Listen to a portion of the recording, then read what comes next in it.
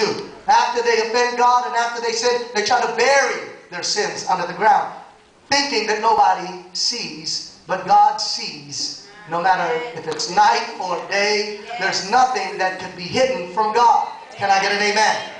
And so he hid it. And so the next day, or a couple of days later, he saw two other guys fighting, two Hebrew guys fighting.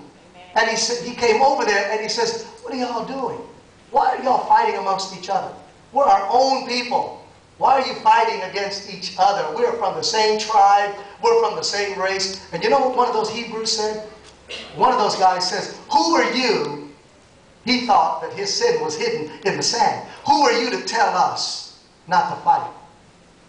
We heard that you fought and even killed somebody. And you buried." Moses was so shaken that he ran from the palace. He ran from Pharaoh. And that's where he got right with God, is in the wilderness. And he began to repent to God. Moses was shaken, but he also repented. Moses was shaken, but he also got down on his knees and asked God for forgiveness. And that's what we've got to do in the times of shaking. And there's shakings all over. Can I bring it down to the 21st century? Because everybody gets shaken. Repeat that after me. Everybody gets shaken.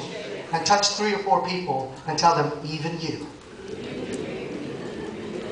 In fact, shake them a little bit. Shake them a little bit. Everybody, shake them. Just don't shake them too hard. I don't think our insurance covers that. We get shaken in the family. We get shaken in marriage. Oftentimes in family, what we think is a holy matrimony has now turned into a hellish mess. Sometimes even in marriage, we get shaken. What we thought was an ideal has turned into an ordeal, and then now somebody's looking for a new deal. Even in marriage, engagements. You start out with an engagement ring.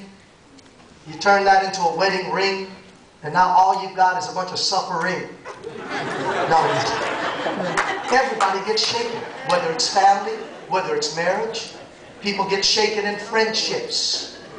If you would just stop by the forensics department and get that big old dagger from your back, you'll only find out that that dagger belongs to one of your friends, one of your closest friends that you thought would never talk about you. A friend that you thought that never would stab your back. A friend that you've grown up with all these years, only to find out that they've stabbed you in the back. Because shakings are everywhere, whether it's family, whether it's marriages, whether it's friendships, even in finance. There's a shaking going on in finance. It seems like ends just never